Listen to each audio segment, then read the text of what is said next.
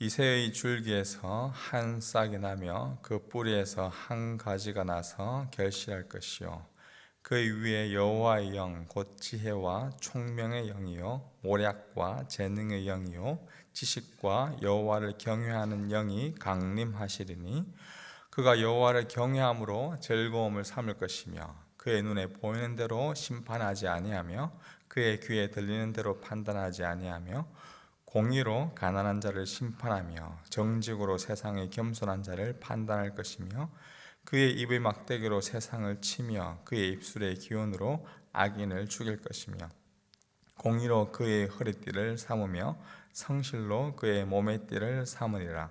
그때 이리가 어린 양과 함께 살며 표범이 어린 염소와 함께 누우며 송아지와 어린 사자와 살찐 짐승이 함께 있어 어린 아이에게 끌리며 암소와 곰이 함께 먹으며 그것들의 새끼가 함께 엎드리며 사자가 소처럼 풀을 먹을 것이며 젖먹는 아이가 독사의 구멍에서 장난하며 젖된 어린 아이가 독사의 굴에 손을 넣을 것이라. 내 거룩한 산 모든 곳에서 해됨도 없고 상함도 없을 것이니 이는 물이 바다를 덮음같이 여호와를 아는 지식이 세상에 충만할 것임이니라. 그날에 이새의 뿌리에서 한 싹이 나서 만민의 기치로 설 것이요 열방이 그에게로 돌아오리니 그가 거한 곳이 영화로우리라.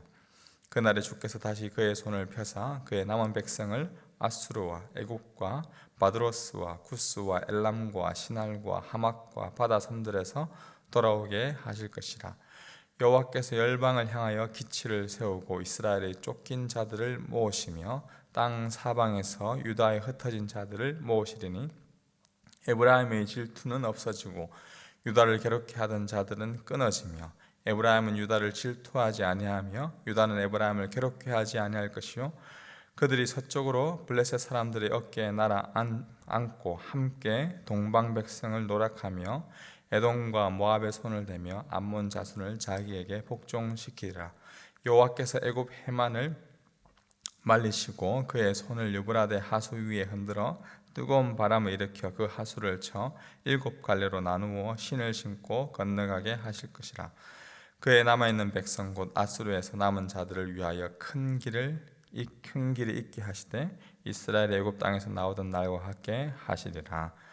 아멘.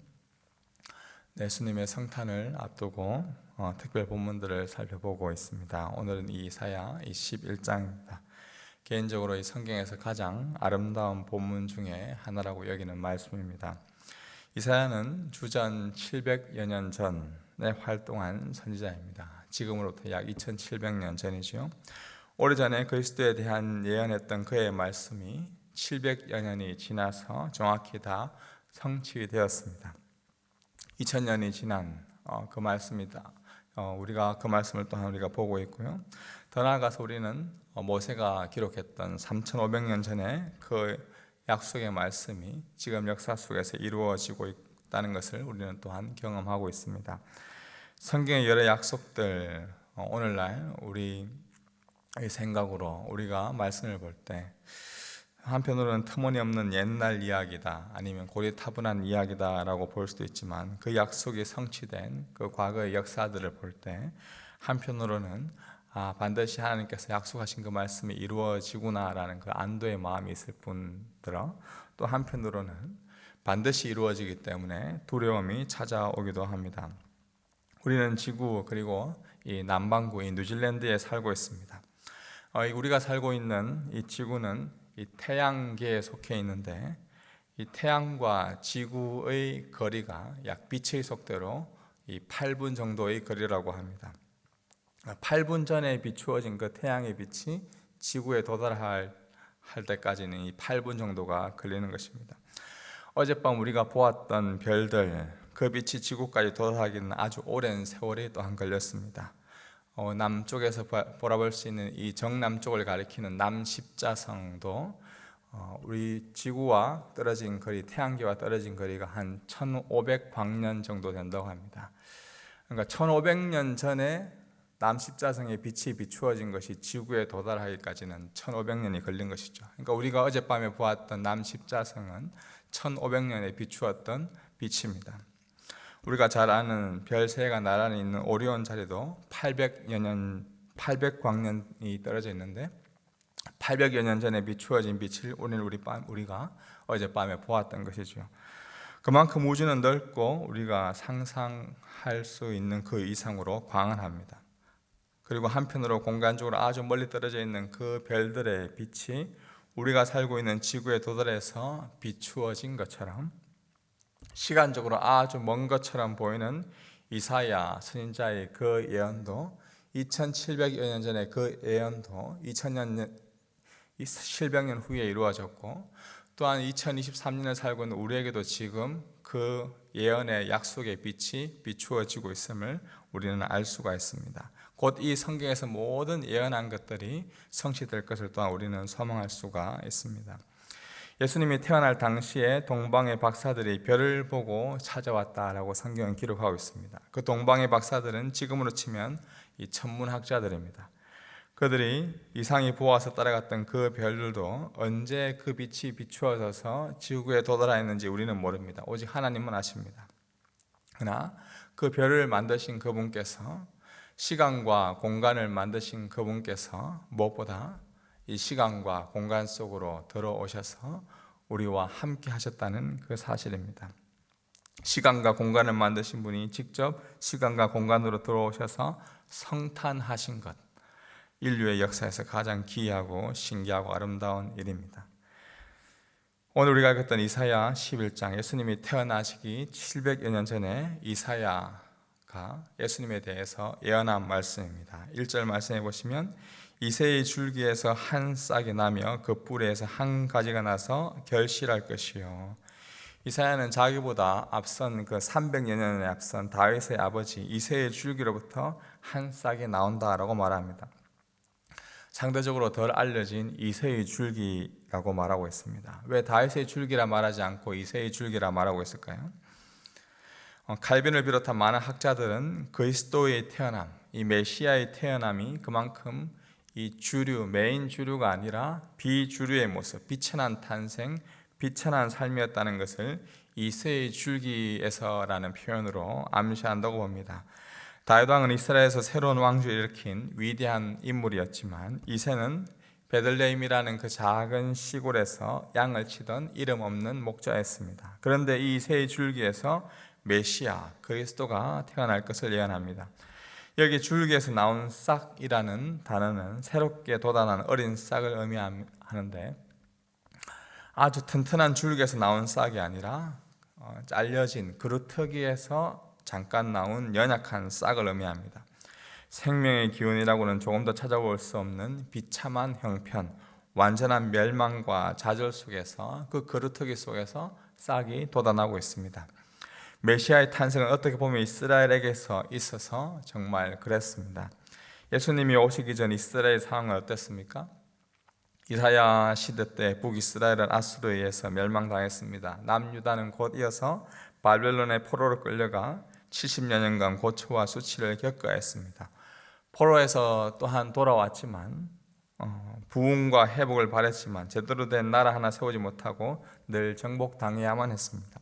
헬라 제국과 로마 제국에 의해 사회적으로, 경제적으로, 정치적으로 압박을 받았고 도덕적으로, 종교적으로 타락하고 피폐한 가운데 찍히고 잘리고 그루터기처럼 희망이 사라졌을 때 한 싹으로 나신 분이 메시아 그리스도이십니다. 그러나 그 싹은 거대한 세상 속에서 아주 초라해 보였습니다. 아무런 역할도 할 수 없는, 이름 없는 것처럼 보였습니다. 그런데 700여 년 전 그 이사야 선지자의 예언대로 그 뿌리에서 한 가지가 나서 결실을 맺었습니다. 여기 결실한다는 말은 열매를 풍성하게 맺는다는 말입니다. 초라해 보이는 메시아의 도래로 열매가 풍성히 맺히게 된 것이죠. 그 모습이 2절 이하에 나옵니다. 이 메시아 위에 여호와의 영광이 영이 강림하였습니다. 실제로 그리스도는 여호와의 영, 성령으로 잉태하셨습니다. 그리고 여호와 하나님을 온전히 경외하였고 공의와 성실로 그의 나라를 다스렸습니다. 메시아는 이사야 선지자가 활동하던 그때 여러 왕들, 여러 통치자들과 달랐지요. 3절에 나오는 것처럼 그들의 눈에 보이는 대로, 그들의 귀에 들리는 대로 자신을 판단하고 싶은 대로 판결했던 사람들이 그 시대의 여러 왕들과 여러 통치자들이었다면, 이 메시아는 하나님을 두려워 하나님을 경외하면서 공의와 성실로 통치하시는 완벽한 나라를 이루실 것입니다. 실제로 이사야가 예언한 대로 예수 그리스도는 이 땅에 오셔서 불의한 재판관, 종교 지도자들과 이 대도적인 삶을 사셨습니다. 예수님은 완벽한 하나님의 통치, 하나님의 나라가 이 땅 가운데 이루어진 모습이 어떠한지 우리에게 가르쳐 주셨죠. 6절 이하는 너무나 아름다운 이 메시아의 도래 이후의 그 신세계, 이 뉴월드에 대해서 말해줍니다. 6절 이하의 말씀을 보십시오.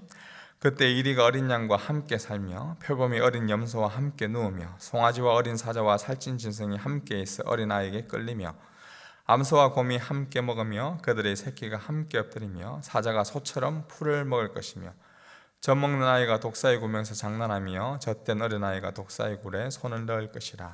아멘. 너무나 아름답지 않습니까? 메시아가 도래한 완벽한 나라의 모습이 어떠한지 단편적으로 보여주고 있습니다. 강한 자와 약한 자의 차별이 없습니다. 원수로 서로 잡아먹던 관계가 서로 하나 되어 장난치고 함께 놀고 있습니다. 이 뉴질랜드의 대형마트의 이름도 이 뉴월드라는 그런 이름이 있습니다. 한국의 한 백화점 이름도 이 신세계라는 이름이 있는데요. 새로운 세계, 새로운 나라라고 말하지만 여전히 완벽하지도 완전하지도 않습니다. 그러나 이사야의 11장에 나오는 이 뉴월드, 이 신세계야말로 진짜 새로운 나라, 진짜 완벽한 나라입니다. 9절에 보시면 내 거룩한 산 모든 곳에서 해됨도 없고 상함도 없을 것이니 이는 물이 바다를 덮은 같이 여호와라 아는 지식이 세상에 충만할 것임이니라. 해와 상함이 없다. 아픔과 슬픔과 상처가 없다는 것이죠. 오히려 기쁨과 행복만이 가득한 그 메시아의 나라가 도래하는 그 일이 일어났습니다. 이는 마치 물이 바다를 덮은 같이 여호와를 아는 지식이 세상에 충만한 곳입니다. 이 물이 바다를 덮는다라는 것은 창세기 7장에 나오는 노아 홍수 상태와 이 동일한 표현을, 그러한 이 단어를 사용하고 있습니다. 창세기 6장에 나오는 세상이라는 그 바다는 부패하였습니다. 모든 혈육 있는 자의 행위가 부패하였고 포악하였다라고 창세기 6장에 기록하고 있습니다. 그러나 물이 온 세상을 덮음으로 새로운 세상, 뉴 월드가 되었듯이 메시아로 인하여서 이 포악한 세상, 부패한 세상이 새롭게 완전히 깨끗해지는 그 나라가 도래할 것입니다. 사랑하는 주의 백성 여러분, 지금 우리가 살고 있는 이 세상이 바로 물이 바다를 덮은 같이 여호와를 아는 지식이 온 세상 가운데 충만한 그러한 세상임을 믿으십니까?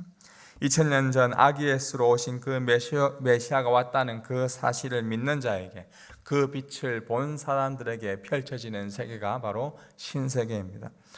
메시아에 대한 약속의 말씀을 계속해서 보십시오. 10절에 보니 그날에 이새의 뿌리에서 한 싹이 나서 만민의 기치로 설 것이요 열방이 그에게로 돌아오리니.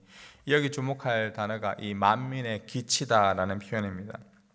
기치는 이 깃발을 의미합니다. 행군이나 혹은 전쟁 상황에서 군인들에게 이 방향을 알려주는 그러한 깃발입니다. 이 만민의 기치라는 말은 다윗의 왕권을 물려받은 메시아가 계속해서 이 군대의 지휘관으로서 그 깃발을 들고 있는 그 모습을 보여주고 있습니다.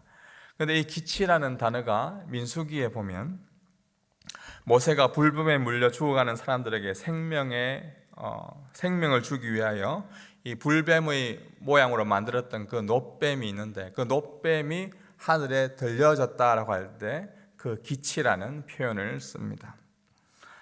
다시 말하자면 죽어가는 그 사람들을 위하여서 기치로 섰을 때 그것이 그들에게 생명이 되었습니다. 예수님도 요한복음 3장에 보면 니고데모와의 그 대화 속에서 내가 그 모세가 그 장대로 그 기치로 들린 것처럼 내가 십자가에 들릴 것이다 라고 말씀하고 계시죠.